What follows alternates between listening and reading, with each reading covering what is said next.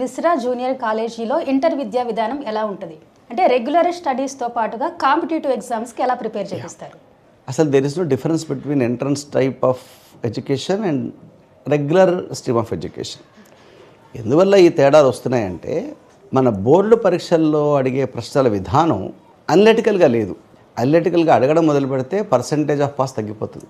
అది ప్రభుత్వానికి ఒక ఇబ్బందే, ప్రజలకు కూడా ఇబ్బందే. మన పిల్లల్ని వీలంత వరకు మనం పాస్గా చేయాలి, చేయడం కూడా ఒక కర్తవ్యం. అయితే మరి దాంతో ఎంట్రన్స్ కూడా ఉంది కదా, ఎంట్రన్స్ అడిగేది పూర్తిగా భిన్నంగా ఉంది. ఇదేమో ఫ్యాక్ట్స్ అడుగుతున్నారు, board of intermediate is asking about facts, కానీ దాన్ని కొంచెం ఇంకొన్ని న్యూమరికల్స్. కానీ ఆ ఎంట్రన్స్ పాయింట్ ఆఫ్ వ్యూలో ఏంటి, ఒక క్వశ్చన్ని వాళ్ళు చదివిన క్వశ్చన్ అక్కడ వచ్చారు, చదివిన కాన్సెప్ట్ ఉంటుంది, కానీ దాన్ని ఇంకొక రకంగా అడుగుతారు, ఇంకొక మోడల్లో మారుస్తారు, ఒక చిన్న ట్విస్ట్ ఇస్తారు.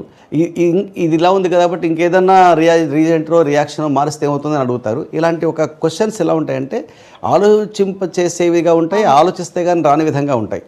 సో కాబట్టి ఈ ఇంటర్మీడియట్లో చాలా ఎక్కువ మార్కులు వచ్చే పిల్లలు కూడా ఎంట్రన్స్ ఎగ్జామినేషన్కి వచ్చేసరికి చతికిల పడిపోతారు. కాబట్టి మనం పాఠం చెప్పే విధానం మార్చాలి. ఇంటర్మీడియట్లో పాఠం చెప్తున్నప్పుడు అంటే పాఠం చెప్తున్నప్పుడే కేవలం అది బట్టి పెట్టించేదలాగా కాకుండా ఇందాక చెప్పినట్టే అనలిటికల్గాను రకరకాల కోణాల్లో దాన్ని స్పృశించినప్పుడు దాన్ని మన న్యూమరికల్స్ ఎక్కువగా చేయిస్తే అదే ఐఐటీ కోచింగ్ అయిపోతుంది. స్పెషల్గా ఐపీ చదువుకోనక్కర్లేదు. చాలామంది అంటారు ఐఐటీ కోచింగ్ తీసుకుంటే ఐపీలో మార్కులు రావని. పూర్తిగా శుద్ధ అబద్ధం అది. ఐపీకి కోసం బోర్డు పరీక్షలకు మాత్రమే ప్రిపేర్ అయితే మీకు ఐఐటీ ఎగ్జామ్స్ రాకపోవచ్చు, కానీ ఐఐటీ జేఈ కానీ నీట్కి కానీ మీరు ప్రిపేర్ అయినప్పుడు బోర్డు పరీక్షలు చాలా సులభంగా మార్కులు తెచ్చుకోవచ్చు. ఇంకేదైనా అకస్మాత్ ఇంకేమైనా అనుకొని జరిగితే తప్ప జనరల్గా అయితే ఒక డెప్త్గా చదువుకున్న పిల్లలు బోర్డు పరీక్షలు సులభంగా రాయగలుగుతారు.